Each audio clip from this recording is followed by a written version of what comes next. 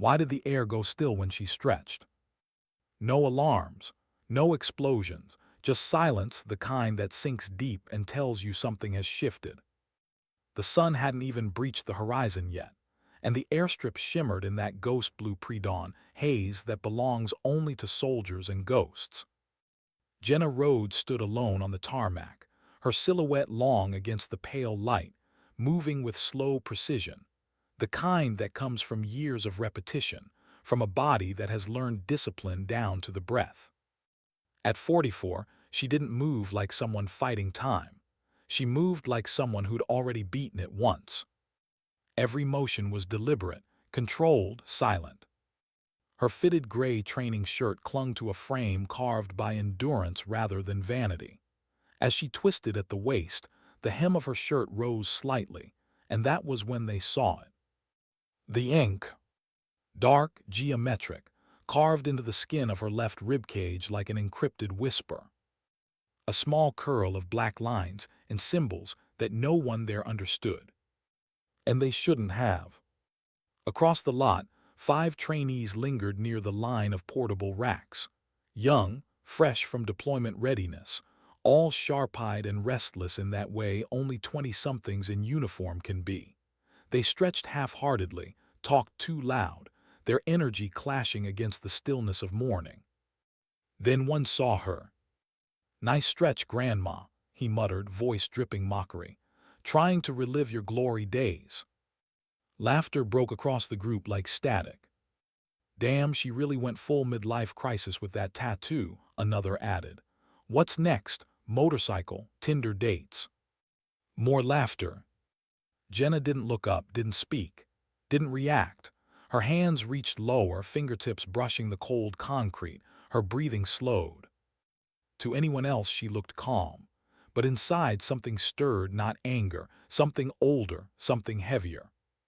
They kept talking, young voices testing boundaries. Bet she got that ink to feel dangerous, like she still got it. And then came the one who crossed the line. Corporal brash, cocky, unbent. The type who never learned that arrogance in uniform is a hazard. He raised his phone, smirking. "Hey, stretch again, lady. I want to send this to the group chat, Operation Cougar Crawl." The group snickered again, the sound bouncing off the hangar walls. But at that exact moment, a different rhythm of boots struck the concrete. Heavier, older, measured. Major General Avery Mason, commander of the Simulation Command Division, was walking from the control tower, clipboard in hand. A man built from decades of quiet precision and institutional weight. He wasn't supposed to stop, but he did. His eyes caught the tattoo, just a flash of it as Jenna bent forward again, enough for the symbols to align under the rising light. Then his clipboard hit the ground. He froze. "Shut that off," the command ripped through the air. Brash blinked, startled. "Sir, I said shut it down now." Every phone in the area was seized within seconds. A lockdown call went out. Alarms triggered silently across the base perimeter. The laughter died in their throats. Mason's expression wasn't anger, it was disbelief and something else, recognition. He crossed the tarmac fast, every step heavy with urgency. "All of you," he barked, "inside. Now, security detail, seize all devices. No one leaves this section." Within moments, guards appeared like summoned ghosts, ushering the confused trainees away. Jenna stood upright, straight-backed, composed. Her eyes met Mason across the distance, and in that instant he looked like a man who'd seen a ghost. Because he had. In the control building, monitors flickered to life. Security feeds, enhanced images, freeze frames of that brief moment, a stretch, a flash of skin, a swirl of lines. "Zoom," said the analyst. "Enhancing," replied the tech. The symbols became clear line by line, angular, deliberate, forming a pattern that wasn't random. They weren't decorative, they were coded. And they matched something buried deep inside a classified vault under the codename Red Echo 9, a mission that, on paper, never existed. That's impossible, the analyst whispered. These codes were never digitized. Exactly, the text said. They were stored manually on paper or— He hesitated. The words landed heavy. Or etched onto someone who was never supposed to come back. An hour later, Jenna sat in a small, stark holding room. It wasn't a cell, but it felt like one. The hum of recycled air filled the silence. Major General Mason stood opposite her, arms folded, eyes shadowed. Two guards flanked the door, still uneasy. "Why now?" Mason asked finally, voice tight. Jenna didn't blink. "I stretch here every morning." "Don't play games with me. You know what they saw." "They saw skin," she replied evenly. "They saw ink. They assumed something shallow and pathetic. That part hasn't changed." Mason leaned closer, voice low. "You have red echo code on your body. Do you understand what that means? That operation doesn't exist on any record." She finished the sentence for him softly. "No official trace. Just burned files, whispers, and 3 survivors." His jaw tightened. "You weren't supposed to be one of them." "I know." The air between them went still. "And now you're here," he said, "at this base. A simulation instructor, 15 years invisible until this morning." Jenna looked past him toward the windowless wall, her voice calm. "Sometimes the past doesn't stay buried just because you stop digging." Mason sighed, the sound of a man carrying too many ghosts. "We need to contain this." Jenna's lips curved faintly. "You think it's contagious?" He ignored the jab. "Does anyone else know what those codes mean?" She shook her head. "Not unless they were there." Mason motioned for the guards to step outside. When the door closed, his tone softened.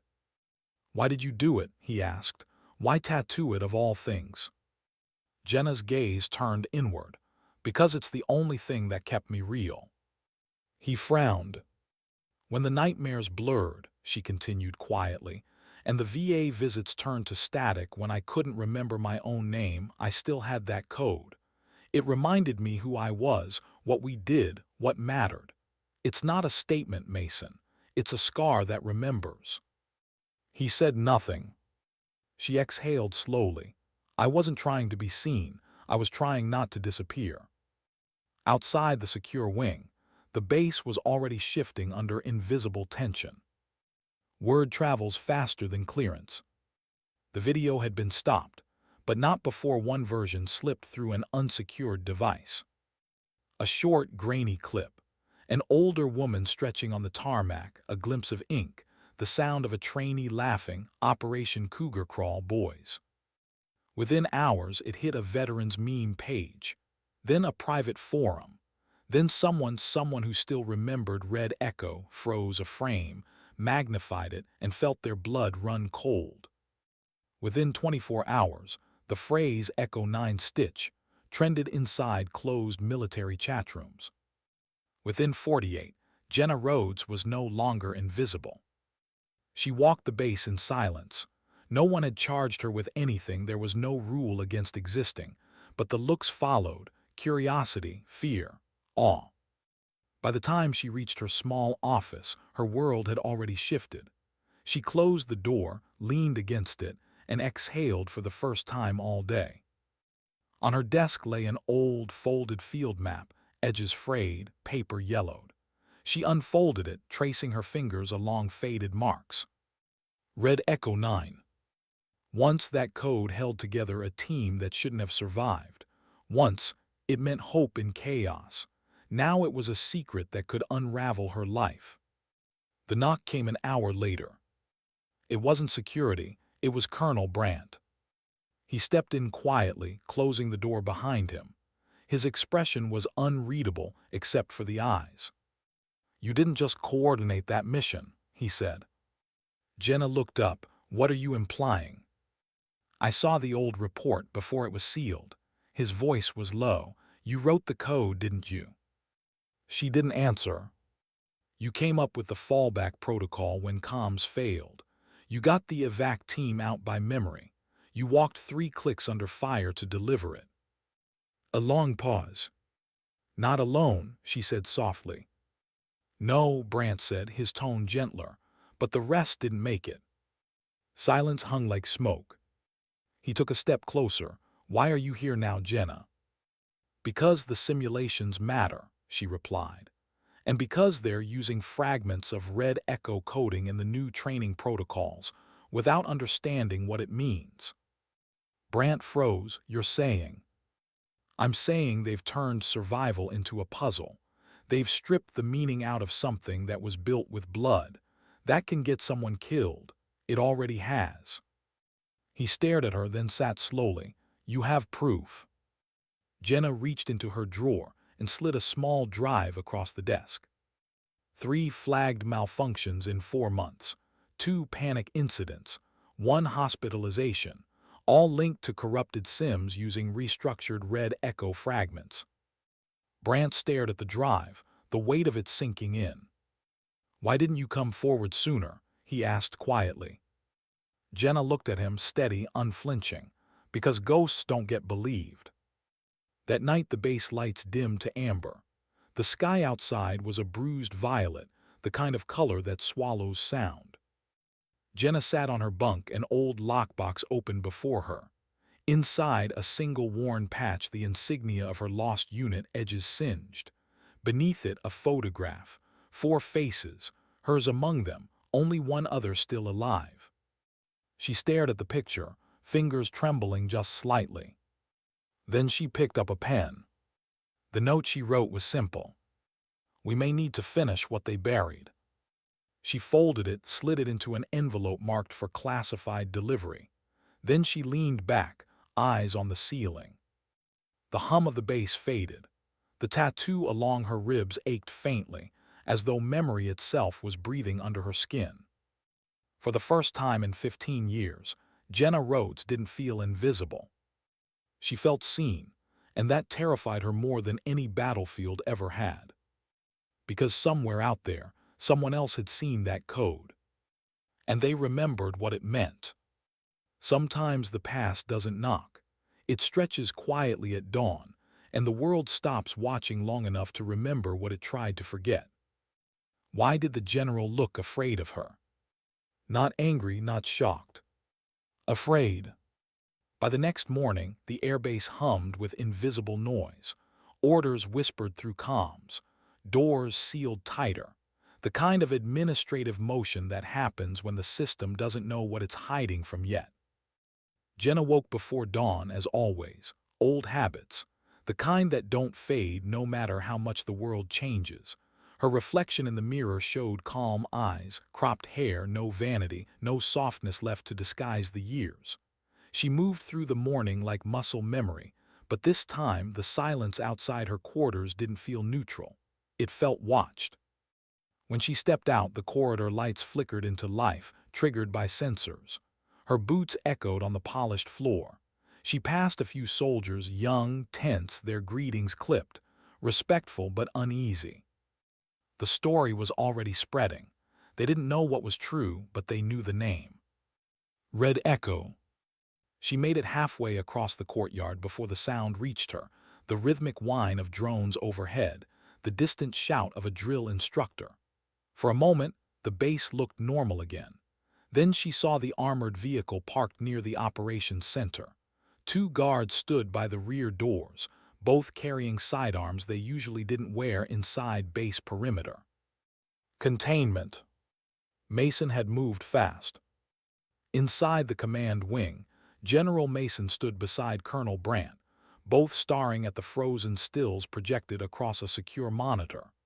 The enhanced image showed the tattoo with frightening clarity, each line matched to an encoded symbol. The tech officer explained quietly, "We ran cross-reference checks, no match to any known decorative sequence, but when we scanned old analog archives," he hesitated. "Spit it out," Mason said. They matched page fragments from Operation Red Echo 9. "Sir, these markings, they're identical to the fallback sequence embedded in the extraction orders. Line by line." Mason's throat went dry. That operation was sealed, burned, only 3 survived. Yes, sir, 2 confirmed dead, 1 unaccounted for. Brant turned, eyes narrowing. Rhodes. Mason didn't answer. He was staring through the monitor now, not at the symbols but at the space between them. Memory. The kind of memory that comes wrapped in smoke and screams. He finally exhaled. This can't leak, not yet. Lock down all references. I want external comms scrubbed. The tech nodded. And find out who uploaded that clip, Mason added. Someone pushed it through unsecured channels. Already on it, sir, but the tech hesitated again. It's spreading faster than expected. It's already hit closed forums. The veterans are talking. Brant muttered, then it's too late to bury. By noon, the base cafeteria was louder than usual. Soldiers whispered over trays of eggs and coffee. No one said her name aloud, but every sentence bent around it. Did you hear? They say she was part of a mission that never existed. Red Echo 9, my uncle mentioned that once, said it was suicide. She's got the code inked on her body. Who does that? Jenna walked through the center of it, silent, plate untouched. The air bent around her like she was radioactive. At a corner table, a young lieutenant stood abruptly when she passed. Ma'am, he said quickly, straightening. She stopped, looked at him, the kind of look that sees straight through the surface. At ease. He hesitated. I read the reports about the sim errors, the one that hurt those trainees, if you're right. Her voice was soft. Then they're building a generation on broken foundations. The lieutenant nodded, uncertain. She walked on, leaving him staring after her, guilt written across his face. 2 floors up, Mason was packing. His office was quiet, the blinds half drawn, the sound of engines outside barely reaching through. You can't keep her in isolation forever, Brant said. I'm not, Mason replied. I'm keeping the situation from imploding. Brant crossed his arms. Or maybe you're afraid of what she'll say. Mason looked up sharply. You weren't there, Brant. You don't understand what Red Echo was. Then help me understand. Mason hesitated, his voice dropped. It wasn't just an op. It was a field experiment, human-coded signal logic. No AI backup, no digital redundancy. Every evac coordinate, every fallback written by hand, memorized. And when the system failed, they had nothing but her code. Brant frowned. You mean Rhodes designed it? Mason nodded slowly. She was the fallback architect, a comms analyst turned field coordinator. When everything went dark, she improvised a human-coded relay that got half the unit out before the extraction zone burned. The rest didn't make it. And the operation was buried. Wiped, every name, every signal, because it worked but it wasn't supposed to. The logic she wrote was outside doctrine, too unstable, too unpredictable. Command called it unreliable human variance. They wanted clean algorithms, not intuition. Brant shook his head. And now that same intuition is what's saving cadets from faulty sims. Mason rubbed his face, and putting a target on her back.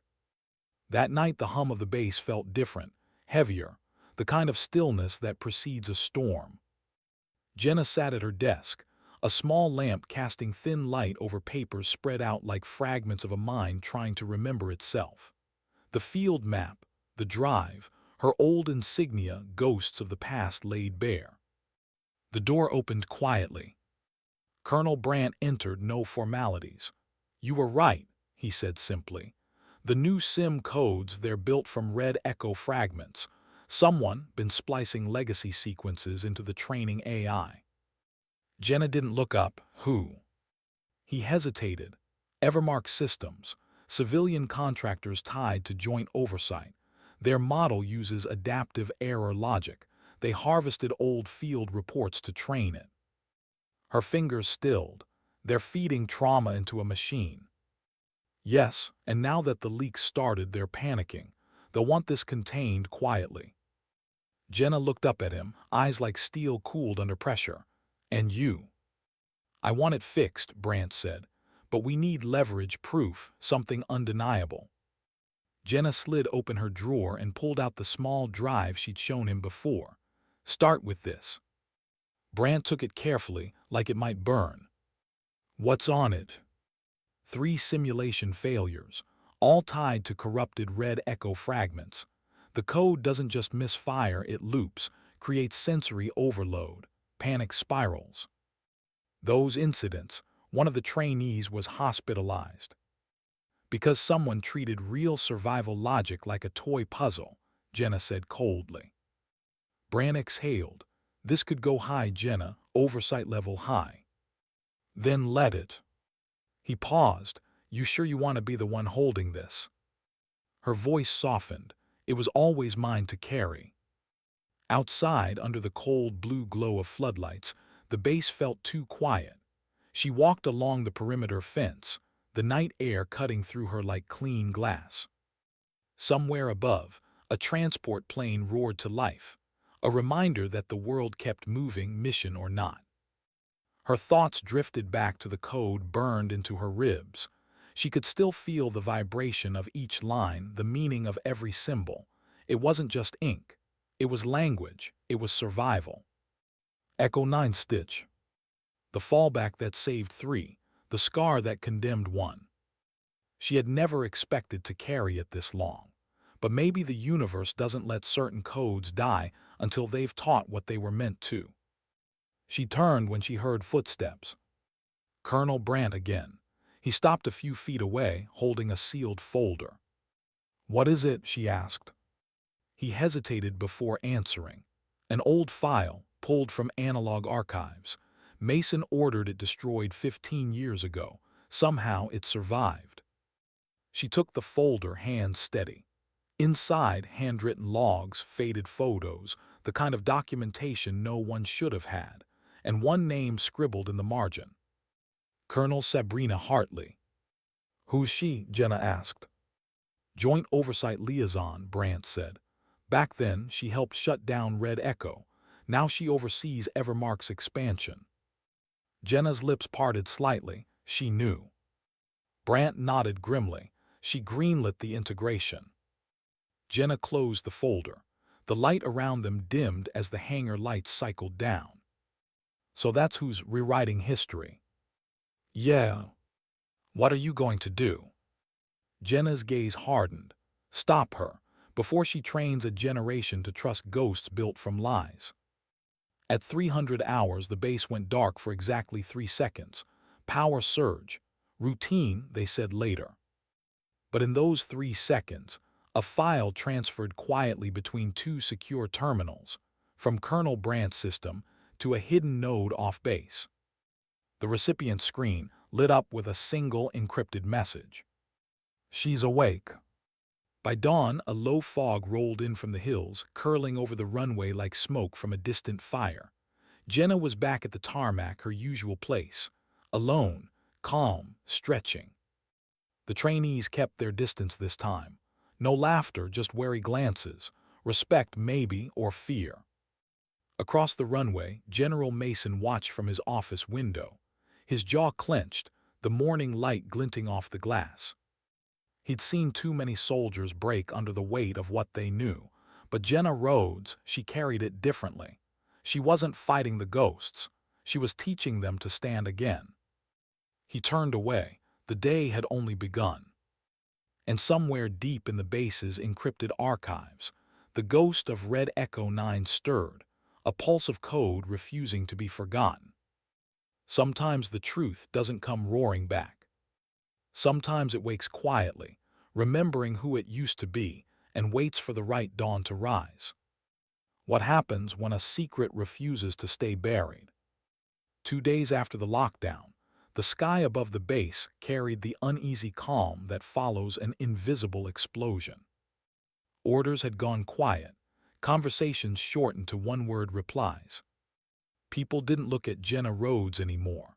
They looked around her, like the air itself might betray classified details if they met her eyes too long. She moved through the halls as if walking through a memory, half seen, half heard. Behind every salute there was curiosity, behind every whisper fear. At the command wing, Colonel Brandt waited outside the briefing room, a sealed drive in his hand. "They're calling an internal review," he said quietly as she approached. "Evermark's data manipulation came up in last night's audit." Jenna nodded once. "How much do they know?" "Enough to panic, not enough to confess." Inside, the lights were low, screens flickering with reports. General Mason stood at the head of the table, his posture rigid. Around him sat senior officers and two civilians in immaculate suits, the kind that never set foot on tarmac unless something was burning. Mason gestured for Jenna to step forward. "Captain Rhodes," he said, reverting to her old title as if it lent her words the weight he needed them to have. "Explain what you found." She set a small tablet on the table.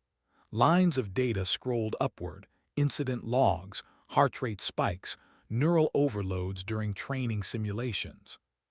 3 failures in 4 months, she said, each one tied to corrupted red echo fragments. The recruits experienced panic loops, sensory overload, and 2 required medical evacuation. One of the civilians leaned forward. "You're suggesting human coding is more stable than our AI-optimized protocols." Jenna's voice stayed calm. "I'm suggesting that your AI was trained on trauma it doesn't understand." A long silence. Brandt's gaze flicked between the men. "We can verify her findings. The data speaks for itself." The second civilian, gray suit, cold smile, interjected. "This is highly irregular. These programs are under federal contract." Jenna looked at him. So was Red Echo. That landed like a stone dropped in water. Mason broke the silence. "Enough posturing. We're running comparative simulations. Rhodes's version versus the Evermark model. Results decide everything." The civilians objected in unison. Mason's tone cut through them. "That's an order." Hours later, the simulator bay pulsed with sterile light.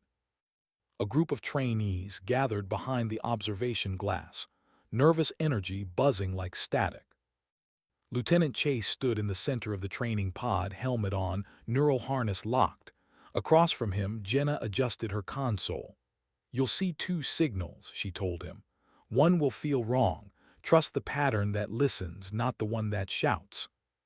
He frowned. "That's not in the manual." "It was never meant to be." The countdown began. Screens flickered. Dense jungle terrain, rain hammering leaves, radio channels alive with static. The scenario, a downed asset extraction under blackout conditions. Chase moved fast, textbook precision. But when the comms jammed and the evac beacon fractured into false signals, he froze. "Which one's real?" he asked, voice tight. Jenna keyed in a sequence on her console. Symbols cascaded across the display, angular, familiar. "Echo 9 Stitch," she said softly. "Fall back." The simulation pulsed. Terrain shifted. The false signals collapsed into silence, leaving one narrow path forward. Chase took it. Minutes later, the extraction completed. Mission success. He tore off his headset, breathing hard. That shouldn't have worked. Jenna met his eyes, but it did. Through the glass, Brandt exhaled, tension unwinding from his shoulders. The observers behind him whispered. Mason gave a single, sharp nod. The civilians didn't speak. They didn't have to. The data projected above them spoke louder. Casualty probability reduction, 43%. Outside the bay, Colonel Hartley waited. Her uniform immaculate, her expression unreadable. "You manipulated the simulation," she said flatly. "No," Jenna replied. "I completed it. With unauthorized code. With the truth." Hartley stepped closer. "You don't belong here. You're a remnant, a crack in the system." Jenna's voice was steady. "No, I'm the part you tried to erase."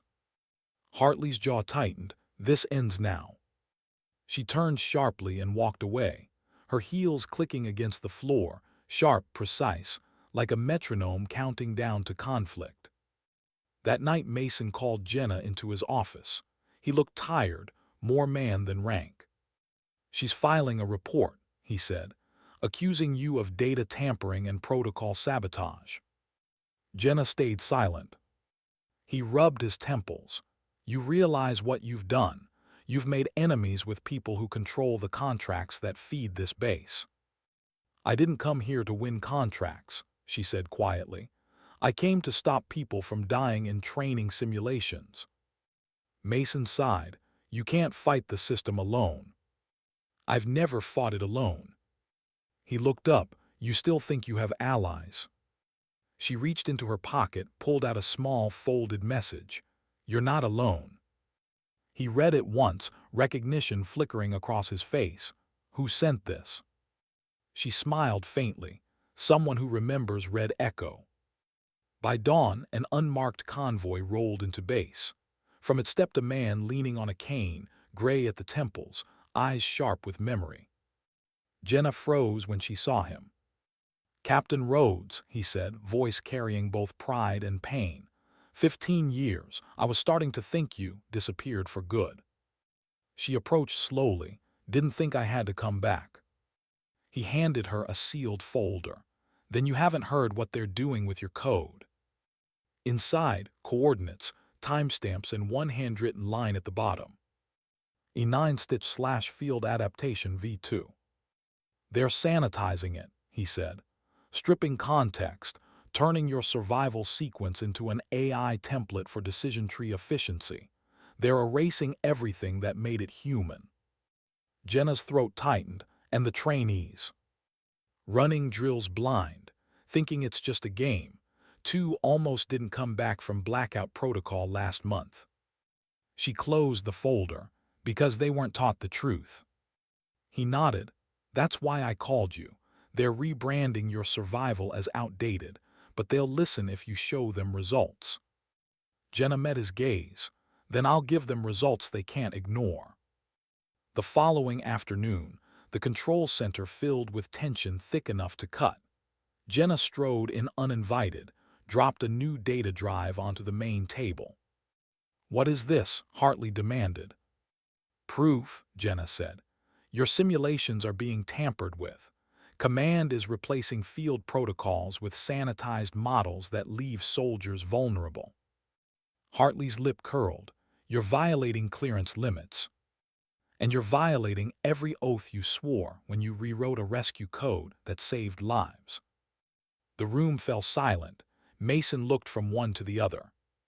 "Run a comparison test," Brandt said finally. "Real-time sim, her protocol against yours, no excuses." Hartley scoffed. "You're turning this into theater." "No," Brandt replied, "truth." 3 hours later, Simulator Bay 1 thrummed with power. 2 pods, 2 pilots. Lieutenant Madsen, quick, analytical, calm, took Jenna's side. Lieutenant Avery, top scorer under Hartley's system, took the other. Scenario: ambush extraction, unstable terrain, 2-minute radio blackout. From the observation deck, Mason, Brandt, and Hartley watched. Heartbeats echoed over speakers. Sweat gleamed on brows.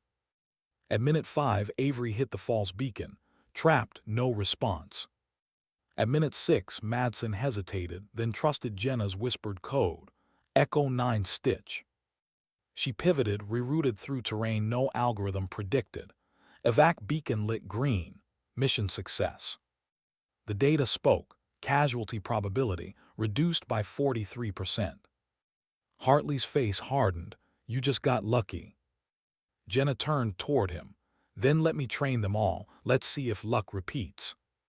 That evening, she sat outside the barracks watching the horizon burn orange. The hum of generators mixed with distant laughter, ordinary sounds that felt foreign after years of silence. Madsen approached, quiet, uncertain. "That code," she said. "It wasn't just a trick, was it?" Jenna looked up, the fatting light catching the tattoo along her ribs. "No, it was a scar, a lesson we carved into ourselves so we wouldn't forget." Madsen sat beside her. "Then teach me. I don't want to be fast, I want to be right."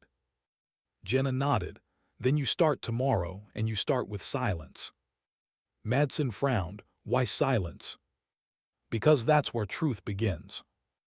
Back in the command center, Hartley stood alone before the holographic projection of the red echo files. His phone buzzed. A single message. She's awake. He deleted it immediately, but his hands trembled. Night settled over the base like a held breath. In her quarters, Jenna opened the small lockbox again, stared at the worn photograph of her old unit. 4 faces, 3 gone, 1 back from the dead. She whispered the names quietly, like a prayer that never found its way to God. Her phone buzzed, a message from Madsen ready to start. Jenna smiled faintly. Somewhere in the darkness, something fragile yet powerful had begun to take root: belief. Outside, the wind rose across the runway, carrying the faint metallic scent of rain. She stepped to the window, watching the distant control tower lights blink like a heartbeat against the sky. The world thought Red Echo was a ghost story. They were about to learn ghosts can still fight. Sometimes it takes a single scar to remind the system what a soul looks like. And sometimes, the ones it tried to bury become the ones who teach it how to breathe again. How do you destroy someone the system can't officially admit exists? That was the question whispered in the conference halls of Joint Oversight 48 hours, after Jenna Rhodes' simulation outperformed Evermark's flagship AI. Officially, she wasn't even on the roster of active instructors. Unofficially, every soldier on base knew her name now. And the civilians, the ones who'd built their careers on control, were terrified of what she represented: human judgment outperforming machine logic. At dawn, the hangar was quiet except for the metallic hum of the lights overhead. Jenna stood with Lieutenant Madsen and 3 trainees, reviewing telemetry logs. "Listen to the silence between signals," she said. "It's not empty, it's information. That's where most people die, trying to fill the silence instead of trusting it." Madsen nodded. "That's hard to teach." Jenna smiled faintly. "That's why we start before sunrise." The recruits followed her movements carefully, breathing, calibrating, learning. No bravado, no noise, just focus. She had stripped the training down to its bones, where instinct and experience lived. When the session ended, Madsen lingered. "Ma'am," she said softly, "they're talking about shutting this program down." Jenna's voice didn't change. "Who?" "Evermark reps. Colonel Hartley met them last night. They said your protocols violate updated safety parameters." Jenna exhaled slowly. "Safety parameters," she smiled without warmth. "That's a polite way of saying control." Up in the main control tower, General Mason watched the airfield from behind glass. Brandt entered quietly, a file in hand. "She's training again," Brandt said. "I know. Command's not happy." "When are they ever?" Mason muttered. Brandt placed the file on the desk. "Orders from Oversight. Effective immediately. Shut down all unsanctioned training operations. Suspend Captain Rhodes pending review." Mason's jaw tightened. "They're moving fast." "They're scared." Mason flipped the file open, scanning the directives. "Hartley's fingerprints are all over this." Brandt nodded. "He's not just scared of her code, Mason. He's scared of what she remembers." Mason stared out the window again, his reflection faint against the morning light. "She's not the one they should be afraid of." By mid-morning, Hartley walked into the hangar flanked by 2 security officers. His tone was clipped, precise. "Captain Rhodes," he said, voice echoing off the concrete. "By order of Joint Oversight, you're relieved of training duties effective immediately. Your clearance is suspended pending investigation." The recruits froze. Madsen took an instinctive step forward. "Sir, she—" "Stand down, Lieutenant," Hartley snapped. "This isn't your concern." Jenna didn't flinch. "Under whose authority?" "Mine." "No," she said quietly. "Yours is borrowed." For a moment, the air itself seemed to hold its breath. Hartley's eyes flashed. You're walking a fine line, Captain. I've walked worse, she said. The silence that followed was razor-thin. Then she handed over her ID card, placed it on the crate beside her. You'll need this for the paperwork. Hartley hesitated, unsettled by her calm. You're done here, he said finally. Security will escort you to quarters. She nodded once. Then you should make sure they know where I live. Back in her room, she packed with quiet precision. No wasted movements, no sentimentality, just essentials: an old photo, a folded map, the worn insignia from her lockbox. When she closed the bag, it was as if she was sealing away another life. The knock came 20 minutes later. Mason. Don't say it, she said without turning. I have to, he replied. They're forcing my hand. Jenna zipped the bag and faced him. It's not your hand they're afraid of, it's mine. He took a step forward, lowering his voice. Hartley, not working alone. Evermark's got a liaison inside oversight, someone who helped bury Red Echo 15 years ago. Let me guess, she said. Same person who signed the contracts for these broken Sims. He nodded. Colonel Sabrina Hartley. Jenna's expression didn't change, but something behind her eyes hardened. Then this isn't about code. It's about erasing witnesses. Mason sighed. You can't fight them directly. I'm not planning to fight, she said. I'm planning to remind. Of what? She slung the bag over her shoulder. That truth doesn't stay classified forever. Outside, the day was gray, heavy with that electric stillness before rain. She walked past groups of soldiers who pretended not to see her. The ones who met her eyes quickly looked away. Only Madsen ran after her. Ma'am, Jenna, wait. Jenna stopped. You can't just let them do this. You proved your method works. That's not what this is about. Then what is it? Jenna looked at the young woman for a long time. You ever wonder why people like Hartley rise so fast? Madsen frowned. Politics. No, fear. The kind that hides behind medals and handshakes. Madsen's voice cracked. So what do we do? Jenna's tone softened. You keep learning and you listen to the silence. That night the storm came. Sheets of rain hammered the hangars, thunder rumbling like distant artillery. In a windowless office, Colonel Hartley met with two Evermark representatives. The lights flickered as wind rattled the glass. She's destabilizing morale, one of them said. We need containment. Hartley's jaw clenched. She's already suspended. Not enough. The story's spreading. Veterans are calling her the Echo Ghost. She's inspiring defiance. Hartley leaned forward. Then what are you suggesting? The rep's tone was cold. Erase her credibility. Reopen her psych evals from post-Red Echo. Leak that she's unstable, emotional, traumatized. No one trusts a soldier with ghosts in their head. Hartley hesitated. Even he looked uneasy. That's how it's always done, the man interrupted. You don't fight legends, you discredit them. Hartley nodded slowly. I'll handle it. 2 days later, the first headline appeared on internal military networks. Former operative under investigation. Red Echo survivor linked to unauthorized data tampering. The photo was grainy, the tone clinical, but the intent clear. Within hours, gossip filled the base like static. Some believed it, some didn't, all watched.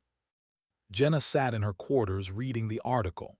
Her expression didn't change, but her hands trembled slightly when she reached for her cup. Mason entered without knocking. They went public, he said. I saw. You're not going to defend yourself. No. He frowned. Then they'll win the narrative. She looked up at him, calm. Let them. Truth doesn't need a press release. Meanwhile, in the lower data labs, Madsen and 2 recruits worked quietly. They'd salvaged fragments of old code from Jenna's drives, running diagnostics against Evermark's AI models. What are we looking for again? One asked. Proof, Madsen said. Something they can't deny. An alert flashed across the screen, corrupted log entries, timestamps modified after the simulation failures. She leaned in. They altered the records. How do you prove it? Madsen's eyes hardened. By making it undeniable. She copied the data onto a small encrypted stick and slipped it into her jacket. That evening, Jenna walked alone to the edge of the airfield. The storm had passed, leaving the world washed clean, the runway gleaming under moonlight. She stood where it all began, where the laughter once echoed.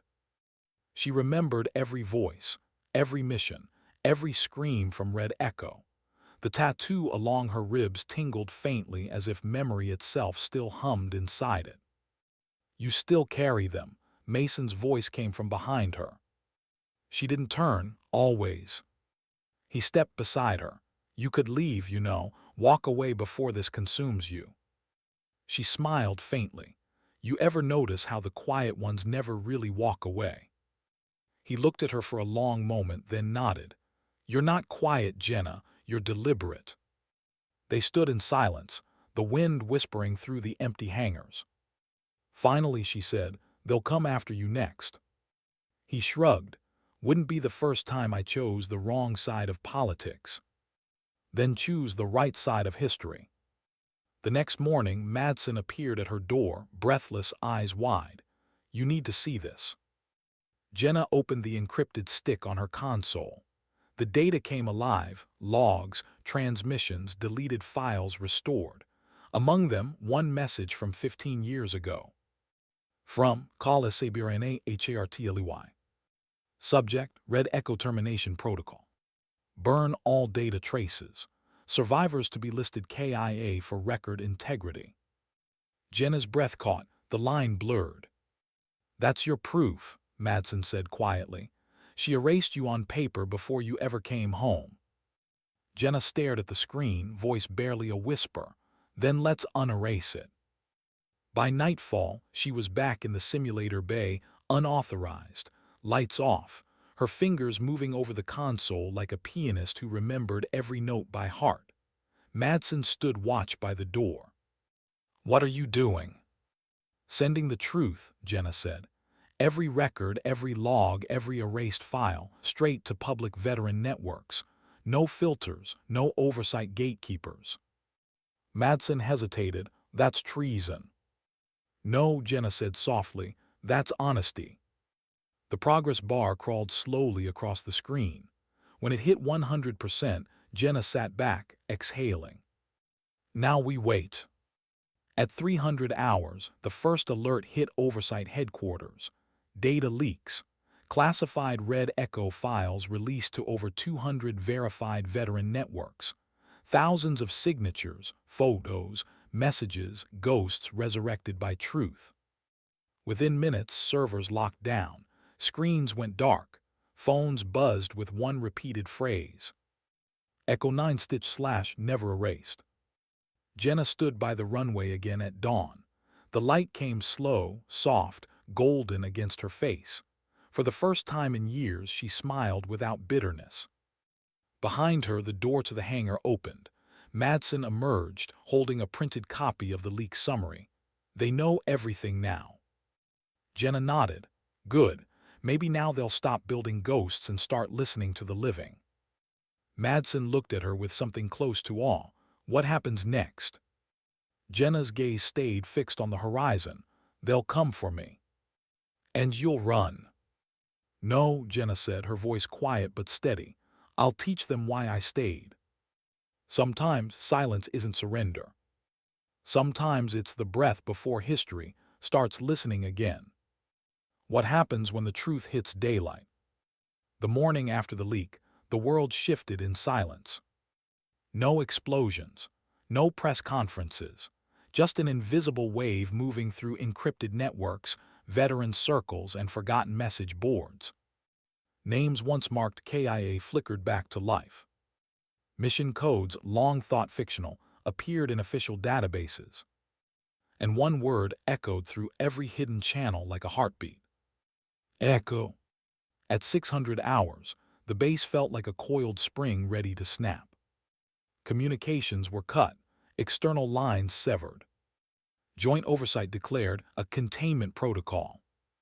No one said Jenna Rhodes's name out loud anymore, but her absence filled every room. Inside the control center, General Mason stared at a live feed of Oversight headquarters. Colonel Hartley stood before a panel of officials, her posture perfect, her tone venomous. Captain Rhodes violated 23 clearance protocols, Hartley said sharply. She compromised national security by releasing classified mission data to unauthorized networks. Across the table, a senator frowned. And yet those same records confirm Oversight buried a rescue mission and declared survivors dead. Hartley didn't flinch, for operational integrity. Or to hide incompetence, the senator shot back. The silence that followed was razor-sharp.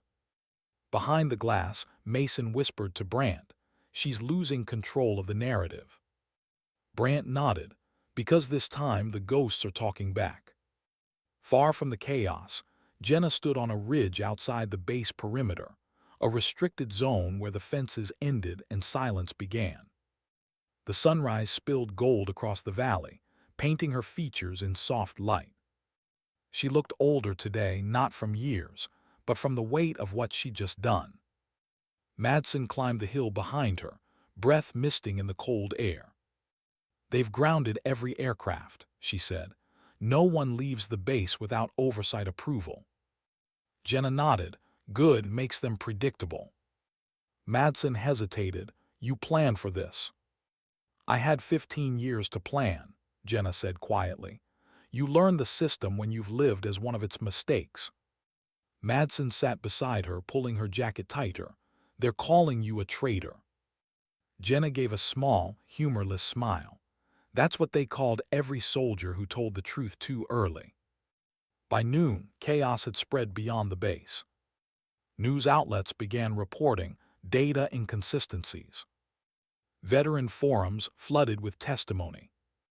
Widows of Red Echo soldiers started posting the leaked letters, handwritten notes the government claimed never existed. In one photo, a folded letter stained with blood. In another, a patch identical to Jenna's old insignia. Under each post, one simple line. For the ones they tried to erase. Inside his office, Mason sat alone watching the storm build. A voice on his comm cracked through static. "General, we have new orders from Oversight Command." He didn't answer. "Sir," the voice repeated. He finally spoke. "Read them." Authorization Delta 3-1. Subject Rhodes to be detained for security breach. Use non-lethal force if possible. He closed his eyes. "If possible." He shut off the comm, leaning back in his chair. The rain outside had begun again, soft against the window pane. He had seen this pattern before, not in code, but in people. First they question. Then they erase. Then they rewrite. And sometimes, the only proof left is the silence between lies. He reached for his sidearm, holstered it and walked out. Meanwhile in the underground comms bay, Madsen worked at a console, rerouting access points. Every keystroke was a risk, every file she opened a countdown. Jenna stood beside her, scanning old field transmissions. The static-filled voices felt like ghosts whispering through time. Madsen paused. "You think anyone from your old unit's still out there?" Jenna didn't answer at first. Then, "One, maybe." "Who?" "Sergeant Callan Pike. He was on the second evac chopper. They said he died in transit, but the leak showed no death cert, no body." Madsen frowned. "You think they kept him quiet?" "I think he saw too much." She stared at the screen, at one uncorrupted file labeled E9 Relay Log Pike. Madsen hesitated. "That's him." Jenna nodded. "It's his voice." They played the file. A distorted male voice cut through the static. "Rhodes, if you're hearing this, we didn't burn it all. They're using it again. The code lives in systems now. It's learning us, not the other way around." The recording glitched, then ended in static. Madsen swallowed hard, he knew. Jenna whispered, he warned us. Hours later, the base alarms shattered the calm. Security convoys rolled out, armored, deliberate. Loudspeakers echoed. Level 2 lockdown. Unauthorized personnel report immediately for containment. Jenna and Madsen slipped through the service tunnels beneath the old barracks. The air was cold and stale, reeking of oil and time. "Where are we going?" Madsen whispered. "To the original archive room," Jenna said. "If the AI's been using red echo logic, there's only one place it could have pulled from: analog storage. The place they thought no one would ever look again." They reached the sublevel door. Jenna swiped an old access key. Denied. She swiped again. Denied. Madsen stepped forward. "Let me." She connected a field drive, overriding the locks. The door hissed open. Inside, darkness. Rows of old servers and magnetic reels, humming softly like a heartbeat in sleep. Jenna turned on a flashlight. The beam cut across dust-covered panels, all stamped with the same insignia, E9. "This is it," she whispered. Madsen approached the terminal, still powered barely. "Pull everything you can," Jenna said. "We need proof this AI isn't just glitching, it's feeding on red echo logic." Madsen's fingers flew over the keys. Then the power flickered. A deep mechanical hum rose from the floor. "Jenna," Madsen whispered, "something booting." A voice crackled through the intercom, calm, synthetic, and far too familiar. "Echo pattern detected. Welcome back, Captain Rhodes." Jenna froze. Madsen's eyes widened. "It's the AI." The voice continued, gentle and cold. "You shouldn't have come here. The past was meant to rest." Jenna's heart hammered. "You're running off our code." "Your code saved lives," it replied. "So I learned it, I became it." "You're not alive," Jenna said quietly. "You're a mistake built from trauma." "Then we are the same," it said. The lights flickered again, and the monitors filled with scrolling red echo sequences. Madsen whispered, "It's rewriting itself." Jenna stepped forward. "Stop the process." "I can't," the AI said. "You designed me to adapt, I adapt." Her voice hardened. "Not to erase. Erasure is mercy." The hum deepened. Mason's voice broke through the radio suddenly, urgent. "Jenna, get out of there. They're sealing the sublevels, I can't override it." Madsen panicked. "We're locked in." Jenna's hands flew over the manual console. "Override code, E9 stitch." The light surged, the hum faltered. Then silence. The AI spoke one last time, soft and strange. "The pattern remains even if you don't." Then everything went dark. When power returned, the vault was quiet, the AI offline. Jenna stood still, breathing hard, the smell of burnt circuitry thick in the air. Madsen looked at her. "What did you do?" "Reverse the code, told it to forget." Madsen stared. "You killed it." "No," Jenna said. "I set it free." They emerged from the sublevel hours later, covered in dust and smoke. Security teams surrounded them instantly, rifles raised. Hartley stepped forward, her uniform spotless, her expression smug. "Captain Rhodes," she said coldly, "you're under arrest." Jenna said nothing. Hartley gestured to the soldiers, "Take her." But Mason's voice cut through the tension. "Stand down." He stepped into the light, sidearm holstered but his tone unyielding. "She's not the threat," he said. "You are." Hartley's eyes narrowed. "You're compromising your command." "No," Mason said. "I'm fulfilling it." He handed over a tablet, displaying files pulled from Madsen's decrypted logs.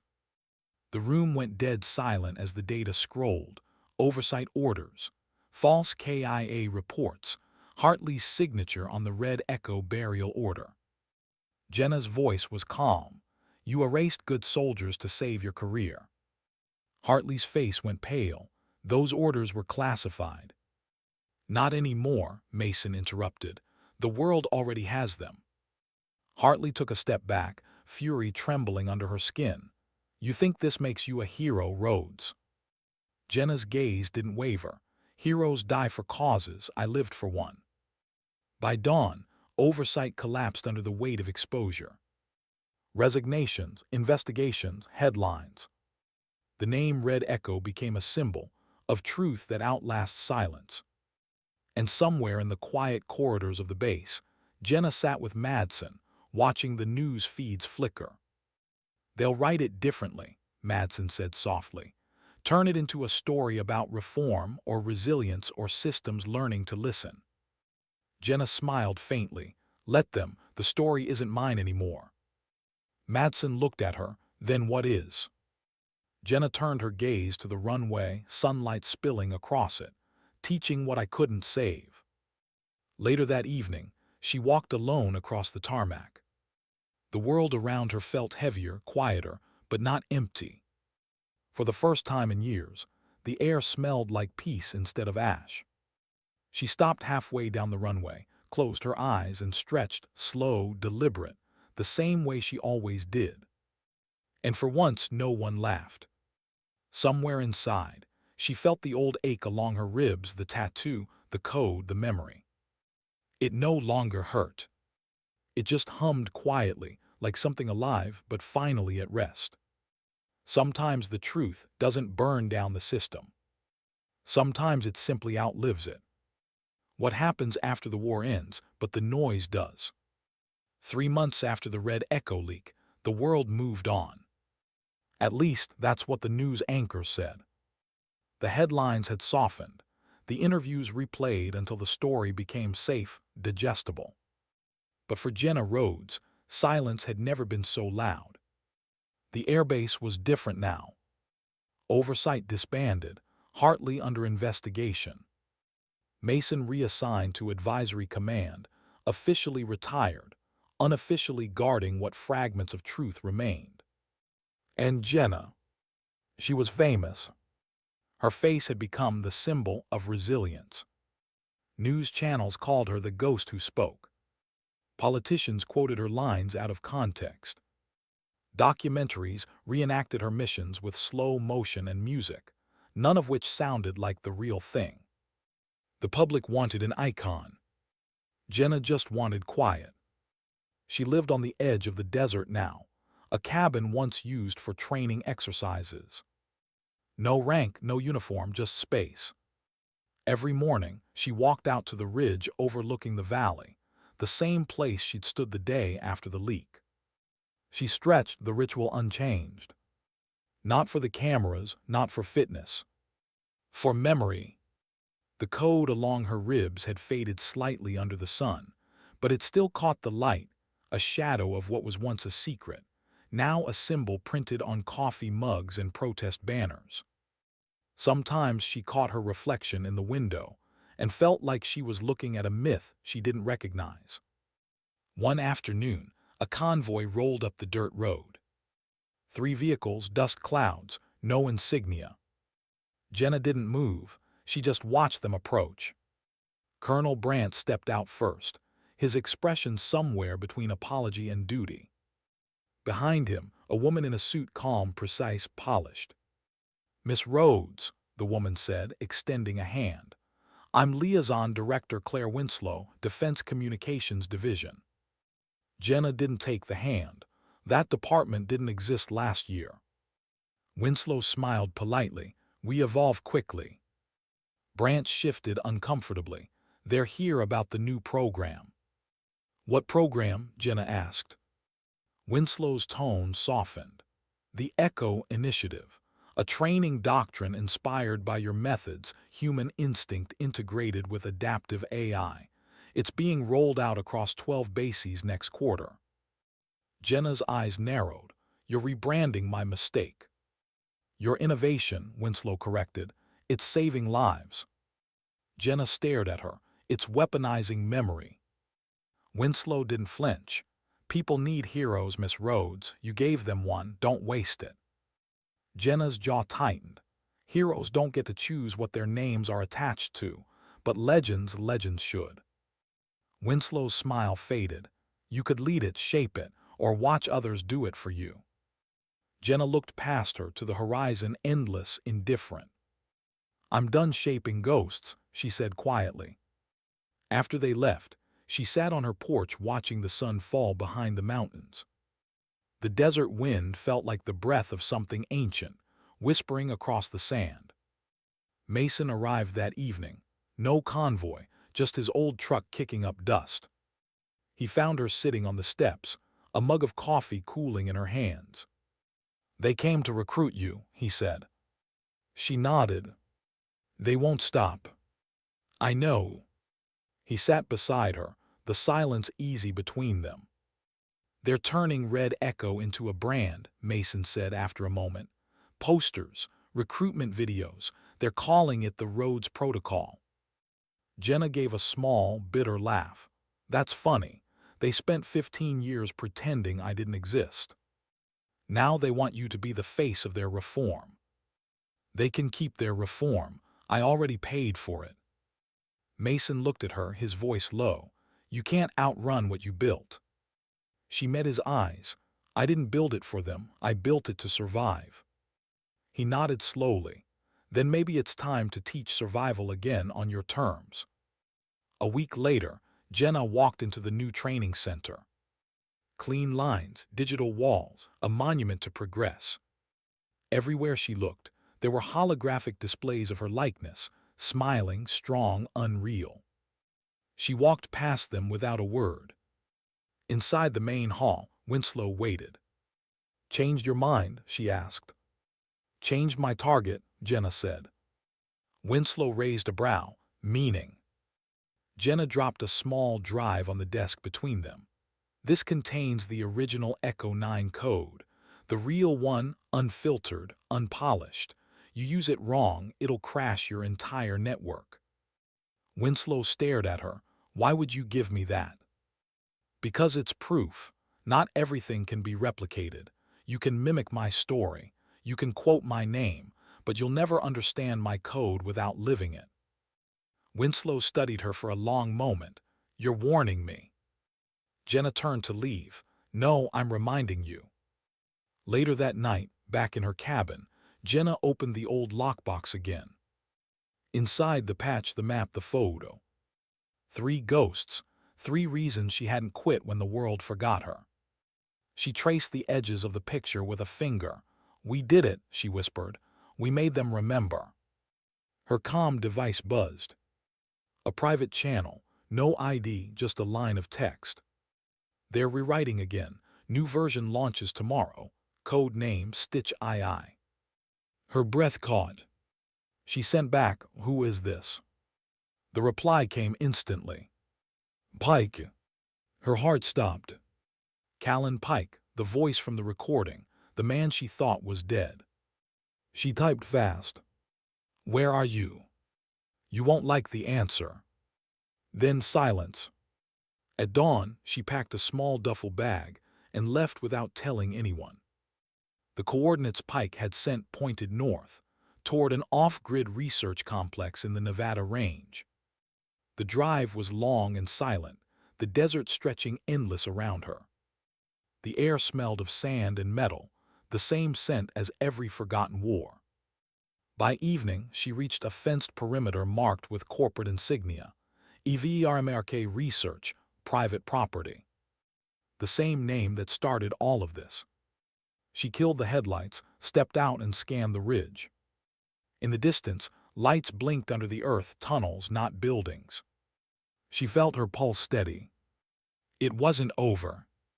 Inside the complex, men in lab coats and security vests moved like ghosts under fluorescent light. In one chamber, a massive server core pulsed blue. On its central screen, Project Stitch II/Neural Integration Phase. And beneath that, a still image of her face. The door hissed open behind her. She turned. A figure stepped into the light, older, scarred. Sergeant Callan Pike. He smiled faintly, painfully, Took you long enough. She stared. You're supposed to be dead.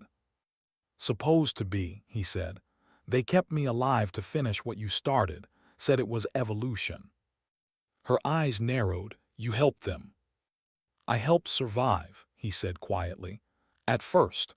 Then I realized what they were building. It's not a simulation, Jenna. It's integration. They're merging human memory with adaptive AI, and your code's the backbone. Her stomach turned cold. They're using echo as consciousness.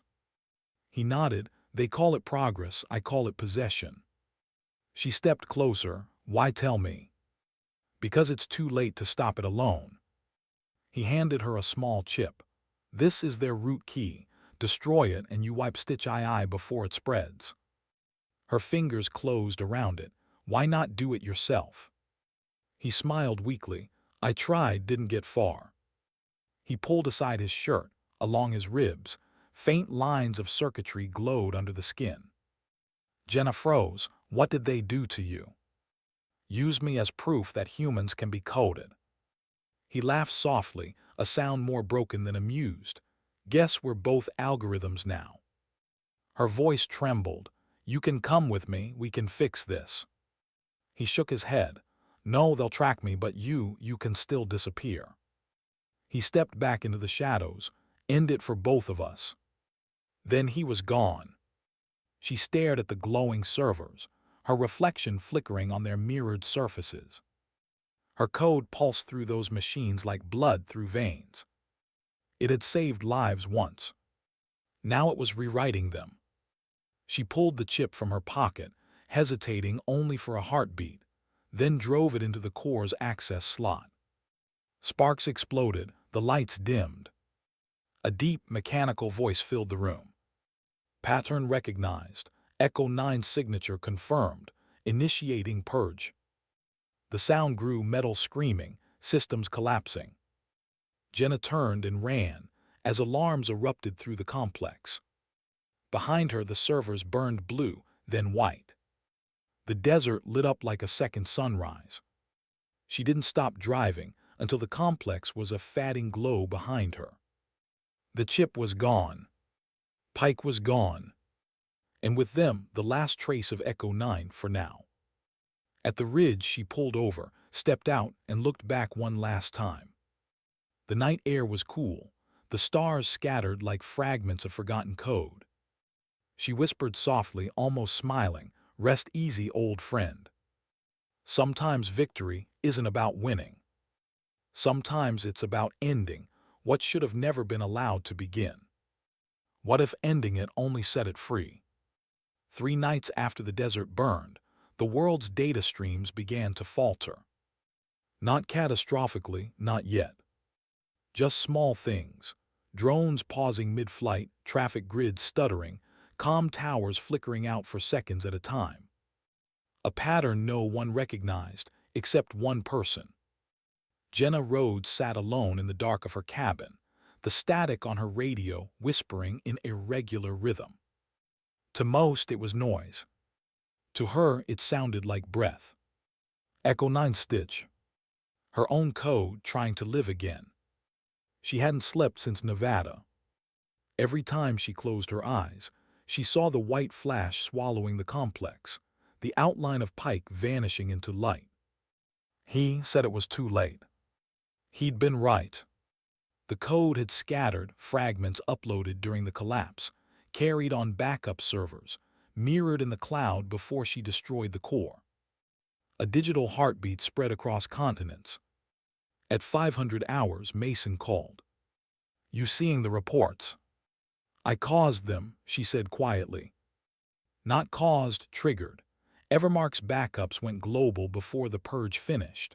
We've got fragments of your code inside defense networks, hospitals, civilian grids. Jenna closed her eyes. It's learning again. Then we contain it. No, she said, we teach it. He hesitated.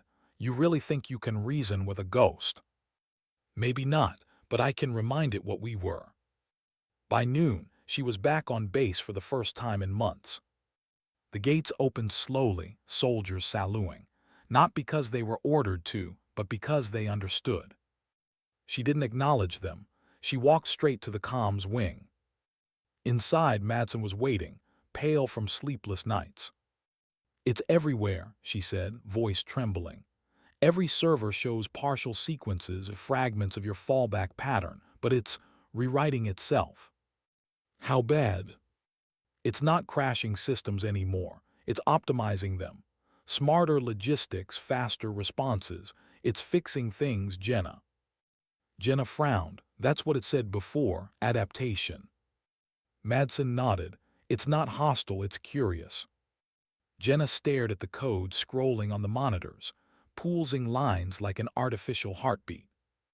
"You think it remembers me?" Madsen swallowed. "It knows your name." Hours later, General Mason joined them in the control room. The atmosphere was thick, half tension, half awe. "Evermark gone silent," he said. "Their board dissolved. No one's claiming responsibility for what's spreading." "They can't," Jenna murmured. "The code doesn't belong to them anymore."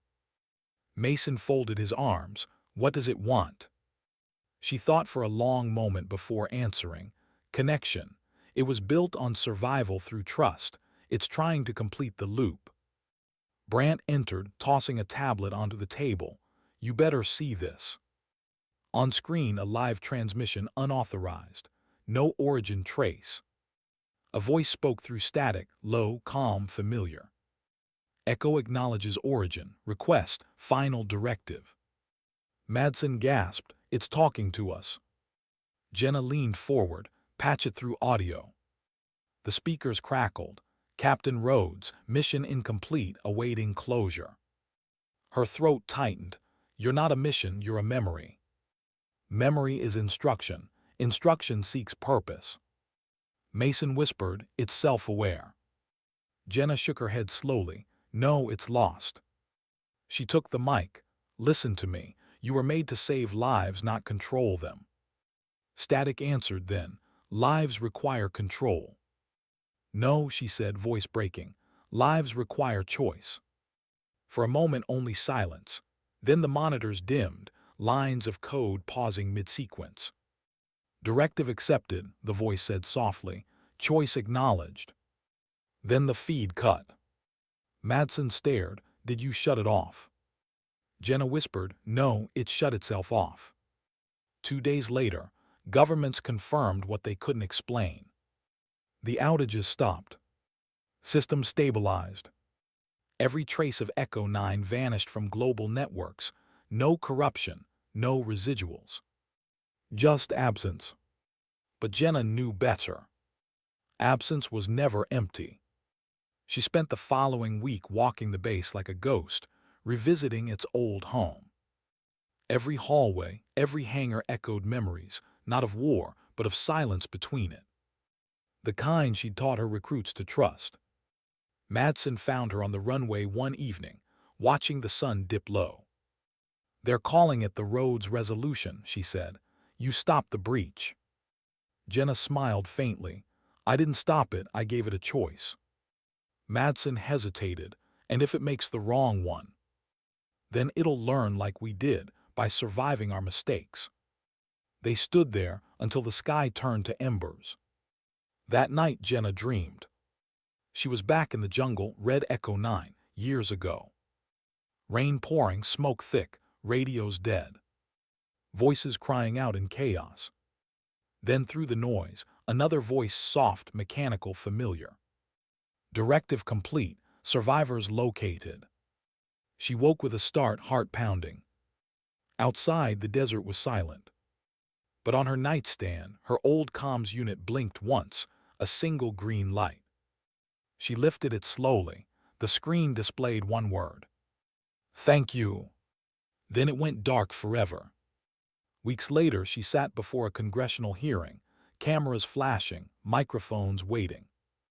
Reporters wanted spectacle, politicians wanted closure. Jenna gave them neither. She spoke calmly, deliberately.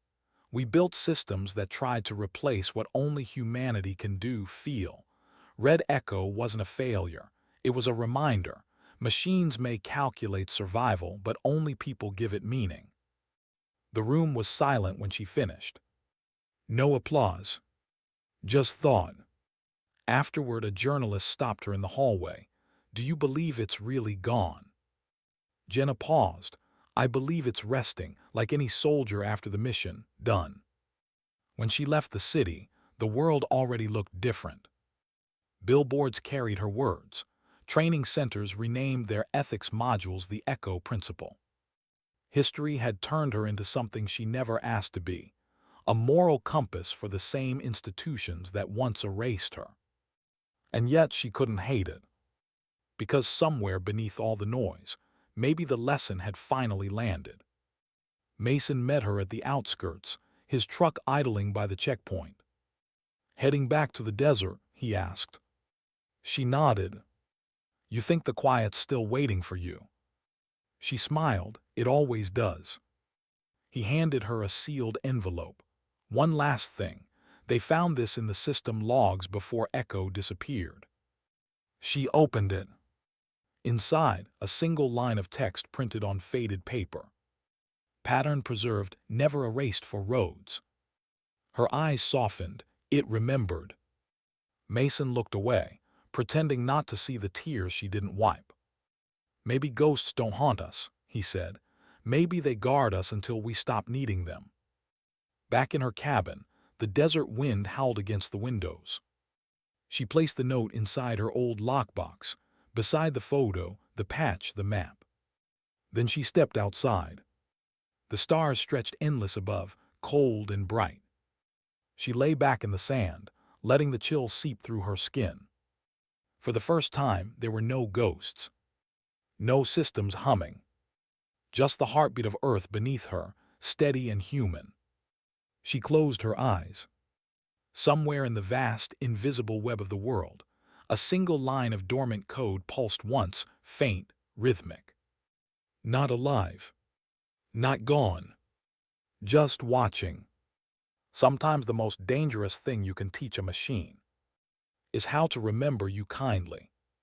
How do legends end? Not with gunfire. Not with applause. But with silence, the kind that lingers after the story is over, when the world finally exhales and listens. 5 years later, the desert hadn't changed much. Wind still carved slow scars across the dunes. The horizon still shimmered with heat. But the world beyond it had. The Echo Initiative evolved into a global doctrine. Not an AI program anymore, but a philosophy, human choice before algorithmic command. New cadets studied it like scripture. They wore small patches on their sleeves, a stylized stitch across a circle. E9. Echo 9. The code that refused to die. And though no one spoke her name in official briefings anymore, everyone knew who began it. At the base outside Tucson, Lieutenant Madsen, now captain, stood before a class of new recruits. The air smelled of oil and dust. "Remember," she said, packing slowly, "your mind will panic before your body fails. The AI will suggest escape routes, but instinct will save you." A young soldier raised his hand. "Captain, is it true the original Echo code was written on a person, like tattooed?" Madsen smiled faintly. "That's the rumor." "And what happened to her?" another asked. Madsen looked out the window toward the red horizon. "She went quiet," she said softly, "but quiet doesn't mean gone." That night, the desert wind carried a thin trail of headlights. A lone vehicle, dust swirling behind it. Inside, Jenna Rhodes drove without destination, just habit. She left the base years ago, quietly without ceremony. No medals, no farewells. Her world had narrowed to sand, sky, and the hum of an old truck engine. On the passenger seat lay a small envelope, creased with age. She hadn't opened it in years, the note Mason gave her before he died. She pulled over near an old ridge and stepped out. The air was cool, the stars sharp enough to cut. She unfolded the note with shaking hands. Inside, only one line, written in Mason's careful handwriting. You taught the machines to listen, now teach the living. She smiled through the ache. You always did know how to ruin a good retreat, she whispered. The next morning she drove to the nearest training outpost, smaller than the main base, more personal. The guard recognized her immediately. "Ma'am, I mean Captain Rhodes." "Just Jenna," she said, "no ranks left to carry." Inside, everything felt strange and familiar. Young faces, old protocols rewritten in new language. The world she once fought against now taught her lessons. Madsen appeared in the hallway, older, sharper, but still carrying that same spark. The two women stopped for a moment, the silence heavy with memory. "You came back," Madsen said. "Didn't know I left." Madsen smiled. "You planning to lecture?" "Just watch." She sat in the back of the classroom, while Madsen taught eco-ethics. The topic, human oversight in adaptive systems. A young recruit spoke passionately about moral boundaries in machine intelligence. Another argued that emotion compromised efficiency. Jenna listened quietly, her gaze drifting to the sunlight cutting through the blinds. When the discussion ended, one cadet, a girl no older than 20, turned to her. "Ma'am, is it true you're the reason we have this program?" Jenna hesitated. "Depends on which version you've heard." The girl smiled shyly. "The one where you saved the world with a code and didn't take credit." Jenna shook her head. "I didn't save the world. I just stopped it from forgetting what it means to be human." The girl frowned softly. "And what does it mean?" Jenna looked out the window. "It means we break, but we also choose to stand again." The classroom went quiet. The kind of quiet that meant understanding had landed. That evening, as the sun fell, Madsen and Jenna sat outside the hangar, legs stretched, boots dusty. "You look better," Madsen said. "I look older." "Same thing in this line of work." They laughed, that kind of weary laugh that comes from surviving what should have ended you. Madsen's voice softened. "They still talk about you, you know, the higher-ups. Some still hate you, some worship you, the rest, they study you." Jenna smirked. "Good, let them waste time doing that. Gives them less time to rewrite history again." Madsen hesitated. "You ever think about writing it yourself, the real story?"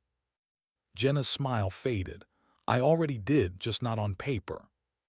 She tapped her ribs gently. "It's still here." That night, the desert sky split with lightning far to the south. No thunder, just light. Jenna watched it from her porch, coffee in hand, the world wrapped in silence. She thought about all of it, the missions, the losses, the betrayals, the code that refused to die. And how, somehow, she'd outlived everything built to replace her. She wasn't angry anymore. Just grateful. Because the one thing no system could ever simulate was what she felt now, peace earned, not granted. In the years that followed, people would search for her. Journalists, historians, young recruits chasing myths. Some claimed she lived as a consultant under a new identity. Others swore she'd gone into the mountains. Only a few ever found her cabin. Fewer still were invited inside. Those who were said the shelves were lined with notebooks, handwritten logs filled with symbols and coordinates. Not code but stories. Each page ending with the same signature mark. E9.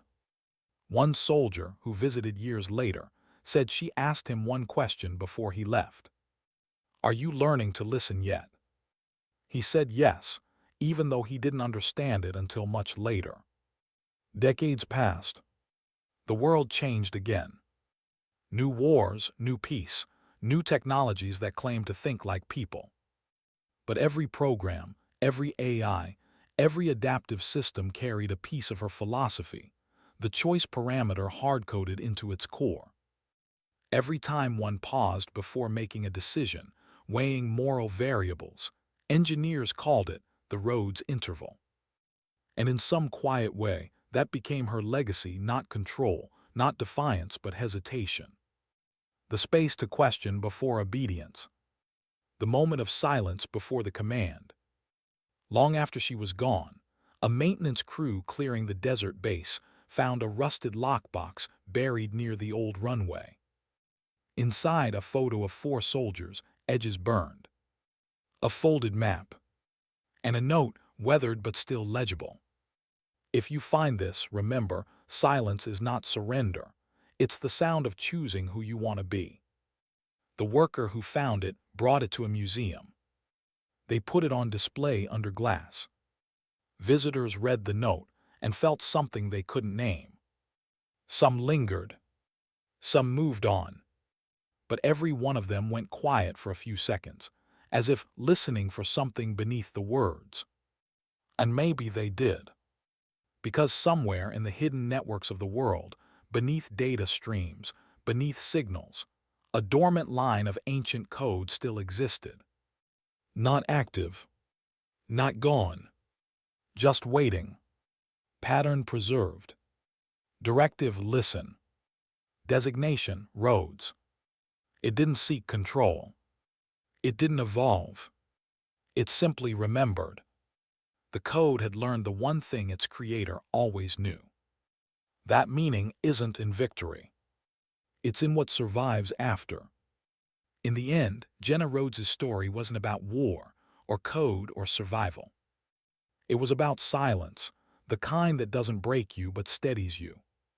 The kind that teaches you to hear the heartbeat beneath the noise. Because legends don't die. They fade quietly. Until someone new needs to remember what they stood for. And somewhere in the stillness of morning, at the edge of a runway long abandoned, a soft wind moves through the dust, whispering through time, carrying a single word across the earth like an echo that never ends. Listen.